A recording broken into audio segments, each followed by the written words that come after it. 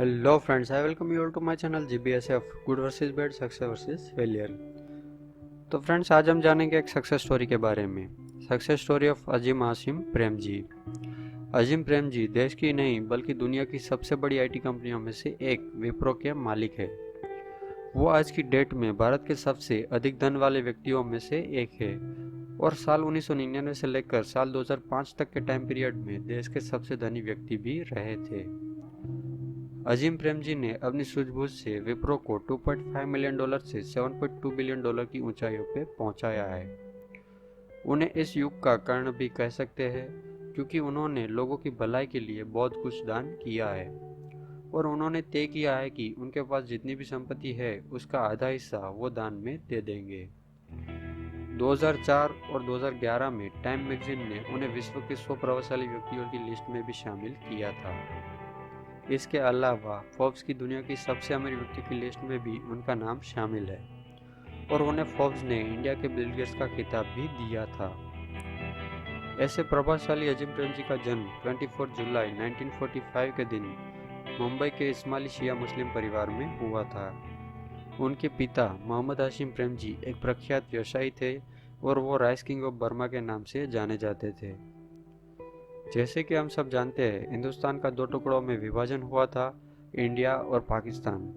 विभाजन के वक्त पाकिस्तान के मशिया गए जाने वाले मोहम्मद अली जिन्ना ने अजीम प्रेमजी के पिता को पाकिस्तान से जुड़ने का न्योता दिया। उन्हें कहा कि आप पाकिस्तान चलिए अपनी कौम के लोगों के साथ। पर अजीम प्रेमजी के पिता ने अपनी सरजमी भारत, जहाँ पे वो पले बड़े, वहीं पे रहने का फैसला कर लिया और मोहम्मद अली जिन्ना के न्योते को ठुकरा दिया। 1945 में अजीम प्रेमजी के पिता ने महाराष्ट्र के जलगांव जिले में western Indian vegetable products limited की शुरुआत की।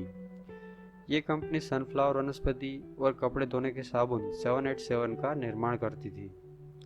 बाद में अजीम प्रेमजी के पिता ने अजीम प्रेमजी को इंजीनियरिंग की पढ़ाई के लिए अमेरिका की स्टैनफोर्ड यूनिवर्सिटी भेज दिया।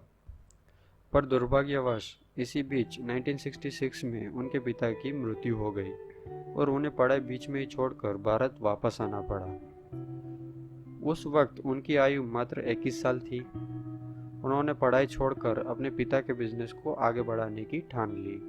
उन्होंने अपनी सूझबूझ से कंपनी को एक नए मुकाम तक पहुंचाया, कई और क्षेत्रों में भी कंपनी का विस्तार किया। इस वक्त अजीम प्रेमजी के मन में एक बात चल रही थी और वो ये कि इंडिया आईटी क्षेत्र में बहुत बहुत पीछे है। अमेरिका में कई सारे सॉफ्टवेयर कंप्यूटर्स वगैरह अवेलेबल है जिनको भारत जानता भी नहीं।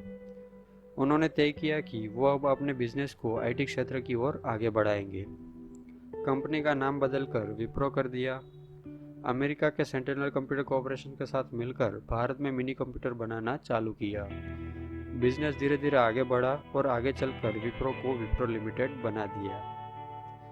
आज अजीम प्रेमजी ने विप्रो को 7.2 बिलियन के मुकाम पर पहुंचाया है। अजीम प्रेमजी एक बिजनेस टाइकून तो है ही है, पर साथ में एक परोपकारी इंसान भी है। उन्होंने लोगों की भलाई के लिए साल 2001 में अजीम प्रेमजी फाउंडेशन की शुरुआत की। ये फाउंडेशन मुख्य तौर पर प्राइमरी एजुकेशन पे फोकस करता है। आज की डेट में ये फाउंडेशन देश की लगभग 13 लाख सरकारी प्राथमिक स्कूलों के प्रगति के लिए कार्य करती है। ये फाउंडेशन कर्नाटक, उत्तराखंड, राजस्थान, छत्तीसगढ़, पौंडीचेरी, आंध्र प्रदेश, बिहार और मध्य प्रदेश की सरकारों के साथ मिलकर कार्य कर रहा है। साल 2010 में अजीम प्रेमजी ने स्कूल में शिक्षा सुधार के लिए $2 अरब देने का वचन दिया था। वॉरेन बफेट और बिल गेट्स ने मिलकर एक अभियान चालू किया था जिसे द गिविंग प्लेज के नाम से जाना जाता है, जो दुनिया के सबसे अमीर व्यक्तियों को अपनी जायदाद का कुछ हिस्सा लोगों की भलाई के लिए दान करने को प्रोत्साहित करता है। अजीम प्रेमजी इस अभियान में शामिल होने वाले पहले भारतीय थे। 2013 में अजीम प्रेमजी ने कहा था कि उन्होंने अपनी धन का 25% हिस्सा दान कर दिया है और बाकी का 25% वो आने वाले सालों में दान करेंगे।